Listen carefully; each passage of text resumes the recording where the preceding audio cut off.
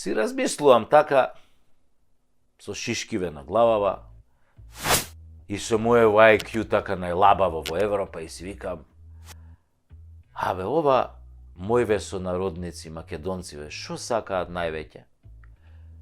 И ми доаѓа една грандиозна мисла. Македонците сакаат секој петок урда да јадат. Урда се јаде само со бурек, нели? У бурек со сирење, мислам, се јаде урда. Највише ја има у бурек со сирење. Сите знаеме. Тоа е барем македонски изум, каде што нашата генијалност е буквално доведена до совршенство. А после тоа си викам, не бе, лапа ми урда ние и за делници и за празници. И тоа највише албанска урда лапаме. Не само у петок, секој ден. Па грчка урда исто лапаме, многу си ја сакаме, па бугарска урда обожаваме последниве години. Секој ден ја лапаме, онаа бајгањо што ја прави. А и српска урда си сакаме, иако нив највеќе им го лапаме кајмакот, нели? Кајмак на плескавица или плескавица с кајмаком. Да знае да збори тоа пред Дејане. Ај си викам, Сашо, не го дрви сега у полусезона, кажи што сакаа да прават највеќе македонците. И мислам јас така, и ко на професорон Балтазар, децава што не го знаат, ми текна. А во еден момент така, ми текна. Дека македонците најмногу сакаа да драпаат крастајци криви. Шубаво кажано. Ајбе, не драпај крастајци криви. Ама, додуше нашиве знаат да драпаат и колчишта. Од оние големине колчишта што се ставаат на растат на скопскиот патлиџан јабучар. И мео и сакаат да драпаат македонциве. Ајбе, ој, драпај си го мео. Ама ова со мевоите има и логика. Сте виделе во љубаништа, во кампон, оние дебели недомаќини, која ќе си го истаат меот и со едната рака си пијат од тоа ладното скопско, а со другата рака си го драпаат мео. Само ќе направи.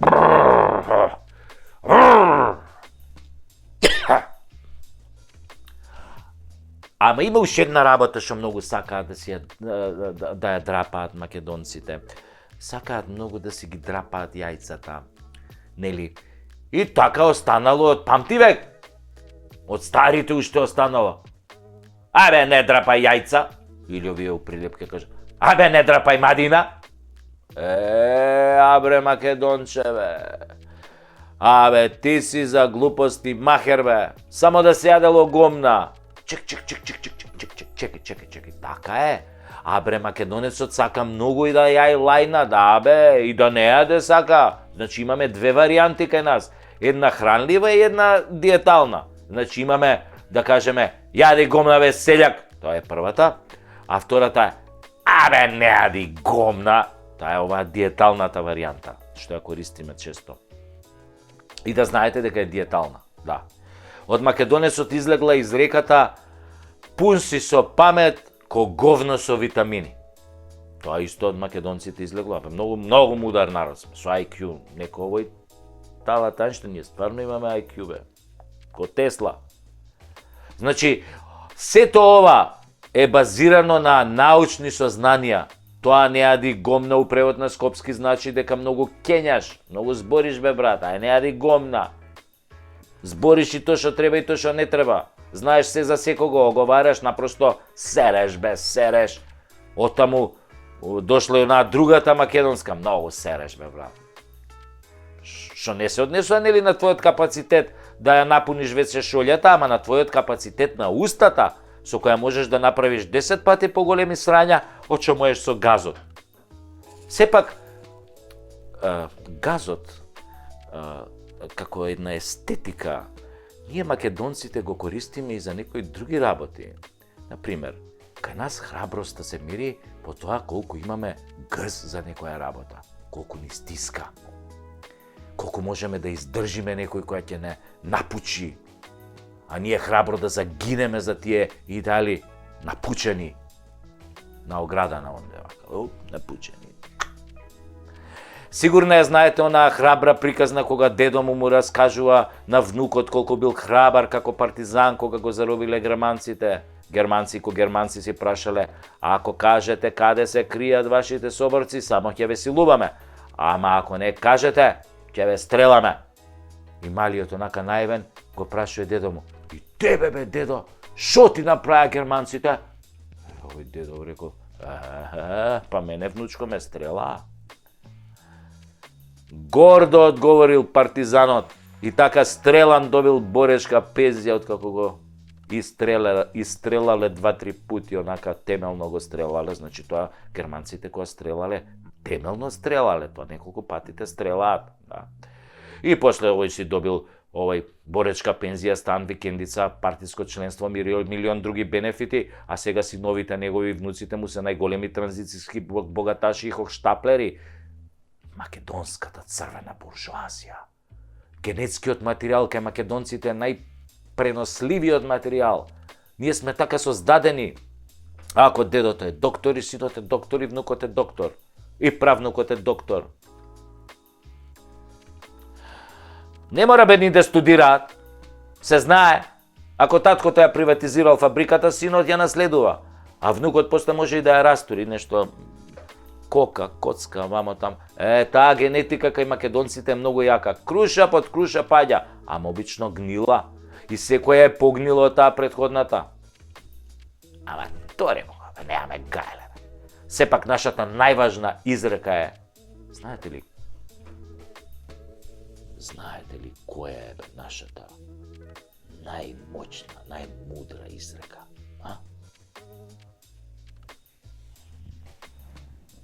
Шо ме боли курот, бе?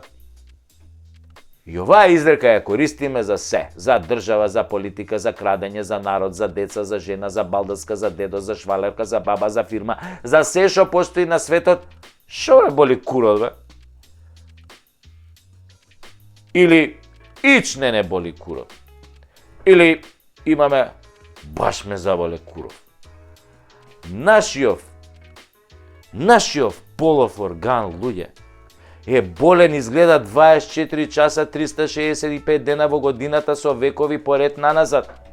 Нас нон-стоп не боли курот, за све не боли курот. А нели вела дека половиот орган е втората глава со која што размислува мажот? Додуше некојаш поише мозок има во курот, него што има горе, ама па ако во горната глава имаме IQ 80 или практично кажано сме глупи, а долната глава со векови ни е болна, како сакате бе да ни успее државата и народот? Па ние нема со што да мислиме, бе, луѓе. Две глави, двете празни се изгледа. А не ги пуштаме жениве да ја водат државата. Зошто не ги пуштаме? Зашто ако нив ги заболи пичката, брате мили, тек тогаш ич кур нема да ги боли за држава. Да, бе, да. Ви кажувам, Жими Куров.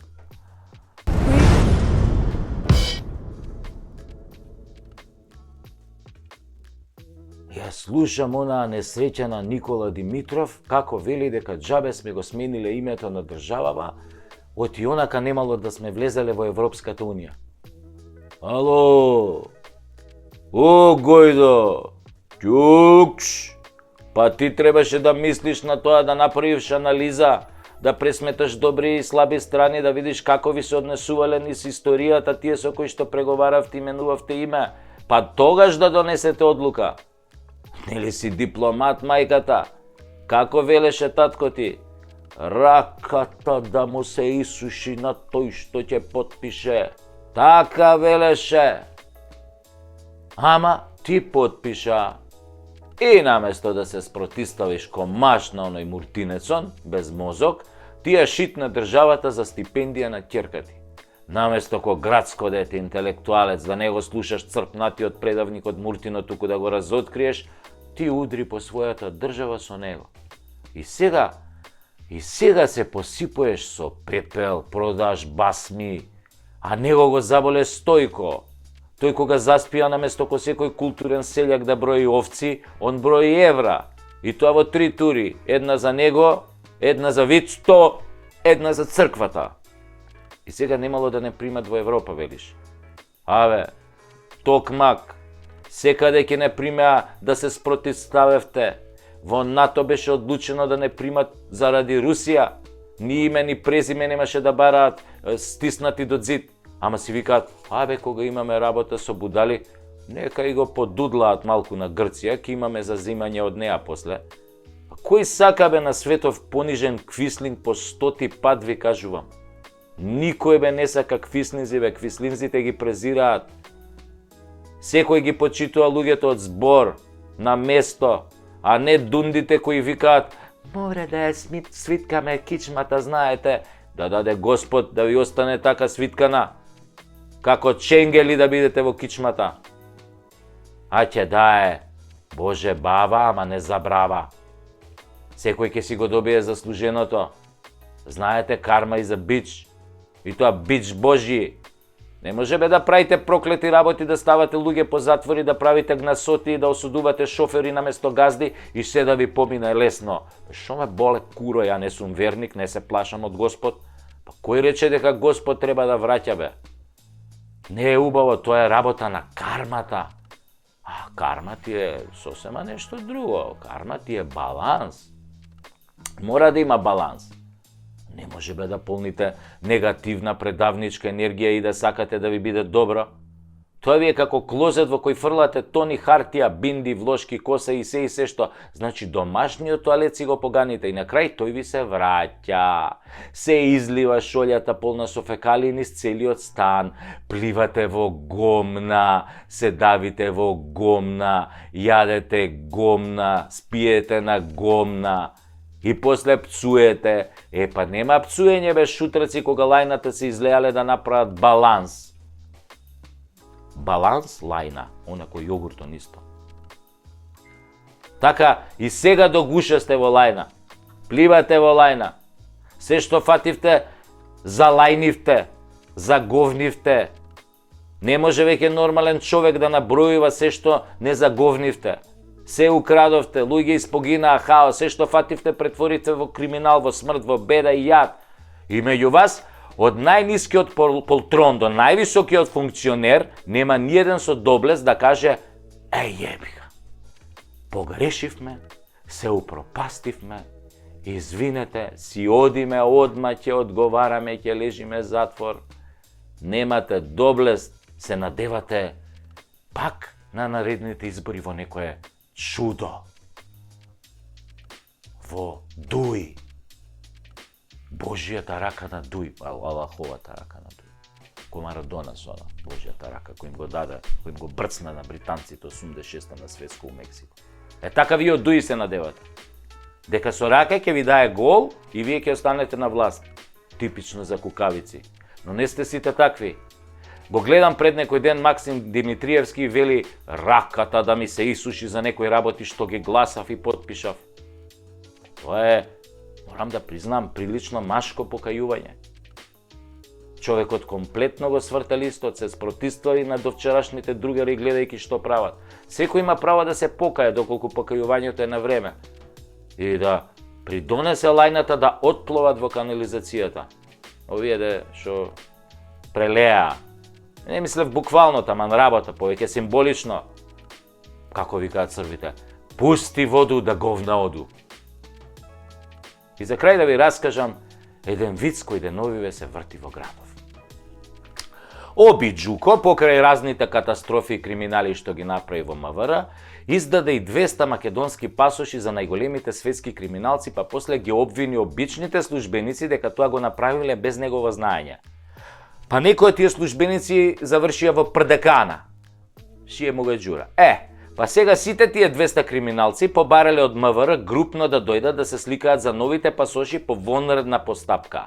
Ке си плателе по 100 евра, кога веќе пред тоа платиле дебело.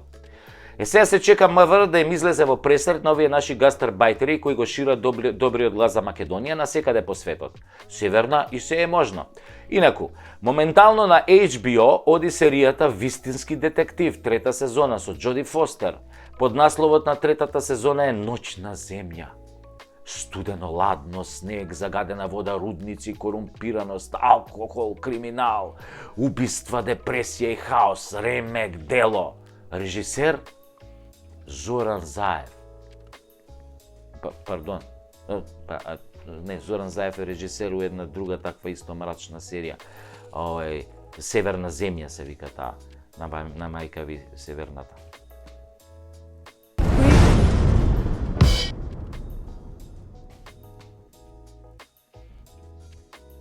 Само да ви кажам, ни ја ебаа мамата мамина, не ограбија максимално, не одране сотреа. И покрај тоа што не ограбија, не сменија име и презиме, идентитет, не ставија во логорот кој ни Сталин не бил поарен.